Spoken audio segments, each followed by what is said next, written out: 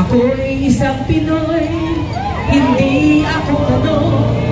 Huwag kang mahihiya kung ang iyong mo ay ako.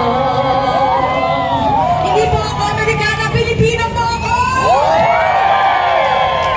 And to my tatay Digong, you may be bastos, sabi nila, foul mouth, pero ikaw lang ang nagmahal ng Pilipino.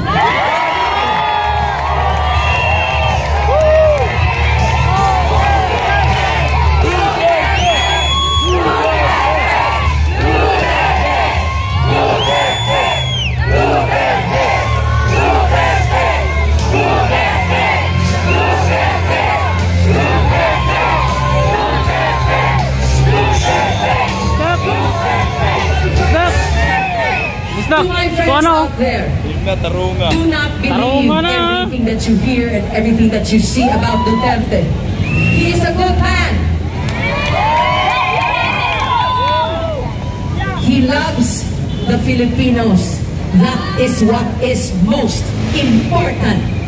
Come out and fight for the Filipinos.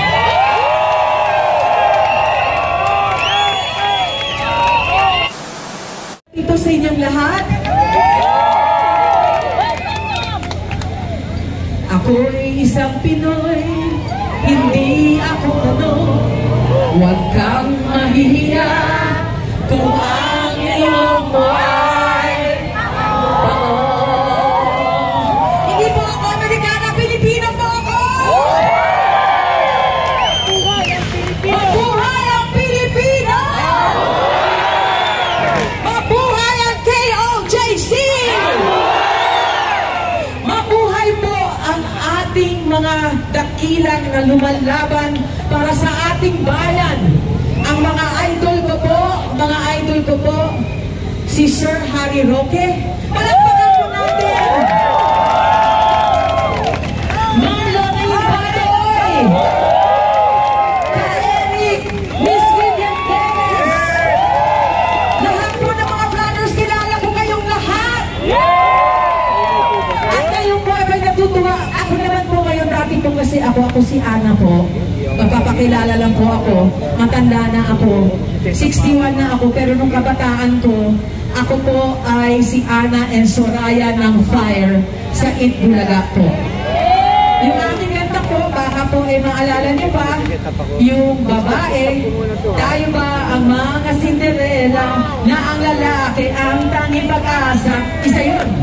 Yung isa pong masikat sa amin po ay yung heartbreak, you give me a heartbreak, I gotta let you know. Alam niyo yun? Tandaan niyo pa? Sabihin niyo naman oo. Thank you. Pasensya na po, wala po akong nahanda. Wala nga akong -1, wala akong mas inaano. Nasa bahay lang po ako, nanonood ako ng TV, ng KOJC, ng lahat po ay nakikinig po ako. Dali-dali ko po sinuksok yung aking pantalon at tukpak po dito. Hindi pa po ako naliligo. Ito po ang nag-unsok sa akin, natubak po dito ngayon. Meron po akong kausap na dating musikero din. Alam mo kung sino ka? Hindi kita papangalanan, pero balang araw papangalanan din kita. Iyak ang tao. Ang sabi ko sa kanya, bakit ka tumatawa sa mga komento tungkol sa nangyayari sa Davao? Sabi ko, madami nang namamatay doon. Sabi niya, mabuti pa, mamatay na sila. At tuwang-tuwa ako kung mamatay sila. Anong klaseng Pilipina yan?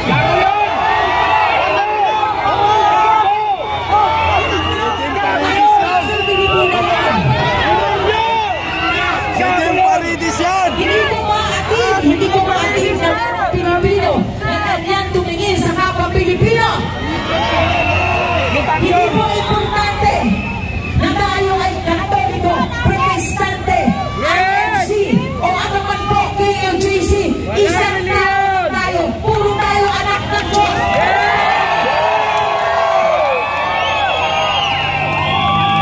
Pantay-pantay po tayong lahat. Kwento sa inyo, kung mamarapatin nyo, sandali lang po. Pumunta po ako ng Siargao nung kasagsagan po nung Odette O death ba yun, di ba? Merong isang matanda na tumulong sa akin. Nung pumunta siya sa Manila, siya po ay indigente. Wala po siyang kapera-pera. Tinawagan ako alas 12 ng gabi. 9 o'clock pa lang ng umaga, nandun na siya sa ospital. Walang nag-aasikaso, kawawa yung matanda, 76 years old. Tumakbo po ako doon sa ospital. Hinahanap ko siya, sabi sa akin ng attending nurse, hanapin mo doon sa loob. Saan ko hahanapin? Eh, dami-daming tao. Nagalit ako. Ginamit ko yung pagkablandina ko. Di ba? O tapos sabi ko, kayo maghanap. Di ba? Hinanap nila. Nung nahanap ko, ilalabas ko na po, indigente. 5,000 pesos ang hinihingi. Sabi ko, sige na, kausap ko yung mga kaibigan ko. Mag-ambak na lang tayo na may ilabas natin siya. Pagdating ko sa cashier, ang sabi ng cashier sa akin, ma'am, eto na yung bill mo, 5,000. Tinignan ko yung bill, walang itemized. Basta bayaran mo yung 5,000. Sabi ko, ba't ganito na nakawin nyo yung 5,000 nung matanda? Di ba?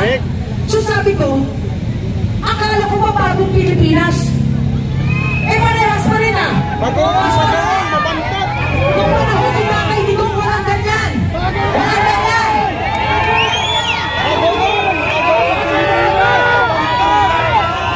Ang Pilipino kay Tatay Digong, pare-parehas. Sa panahon ni Tatay Digong, binigyan ng dignidad ang taong Pilipino. Ang taong bayan. Ngayon, elitista rules again. Mga elitista, marami silang pera, wala silang pakialam kung anong mangyayari sa atin. Sabi ko pa naman doon sa kaibigan ko, na kaibigan ni, alam mo na, si Satanas. Sabi ko sa kanya, bubotohin ko yan. Yan, sino yan? Basta yung healthcare natin, eh magandahin nila yung healthcare. Kasi lahat po tayo tatanda. Lahat po tayo ay magkailangan ng tulong ng gobyerno para sa pag nagkasakit tayo. Tama ba? Ano nangyayari sa atin? Yung PhilHealth, na tayo din na naghirap para puntuhan yung punyan ang PhilHealth na yan, eh sila na ngayon ang usang kumukuha ng pera natin.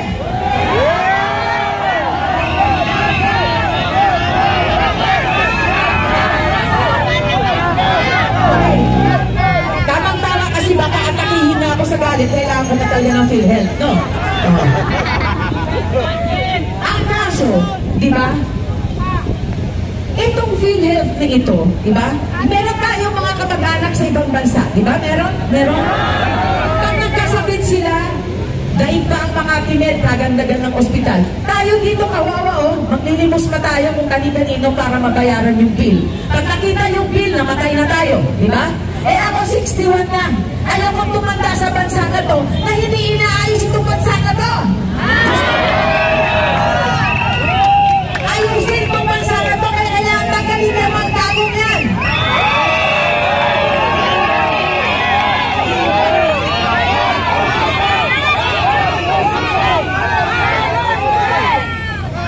Buong buhay natin nagtatrabaho tayo. Para saan? Para sa pagtanda natin, hindi tayo kawawa. Pero kung ito ang presidente natin, habang buhay tayo magiging kawawa.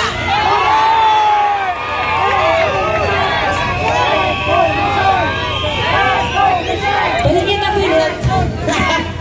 Okay. Ngayon, pasensya na po ha, na-emo na naman ako, na-emotional. Kasi po, maski na ganito ang mukha ko, no, na hindi naman ako masyadong Pinoy looking. Pag tinastas niyo po ang dibdib ko at sinilip niyo ang puso ko, ako ay Pilipino!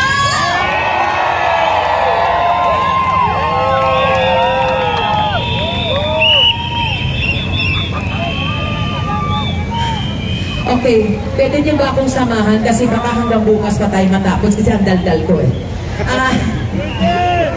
Mga KOJC, nakikiramay po ako.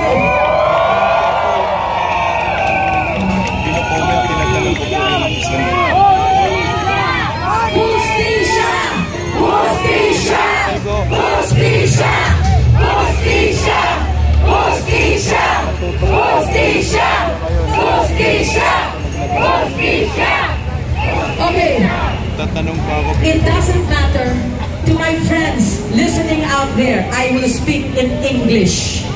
Kasi kung mga elitista kayo, I will speak in English. Okay? Okay. For all of you out there, I know that there are good people.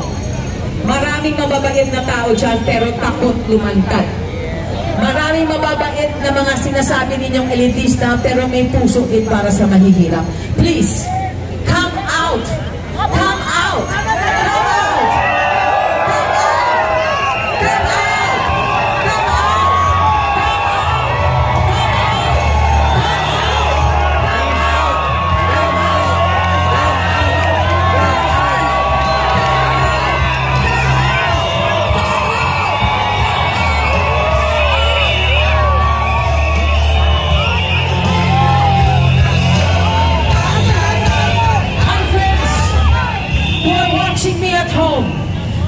Many of you have a heart for the Filipino and for this country. Come out. Speak. Speak. Hindi tayo pinalaki sa mga exclusive schools. Ateneo, St. Scholastikas, hindi tayo pinalaki doon para tayo manahimik. Dahil pag tayo ay tumahimik, ang ibig sabihin nun, kinakampihan natin ang mga demonyo.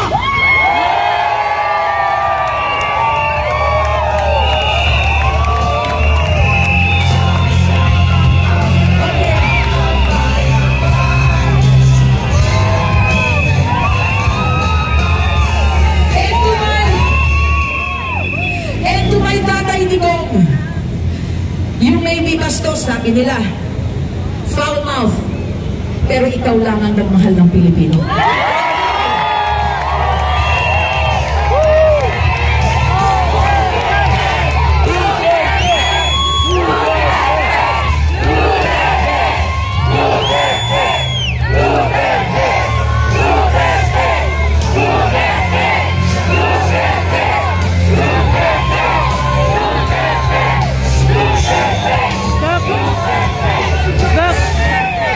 To my friends out there, do not believe everything that you hear and everything that you see about Duterte.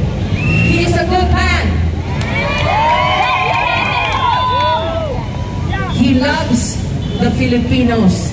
That is what is most important. Come out and fight for the Filipinos.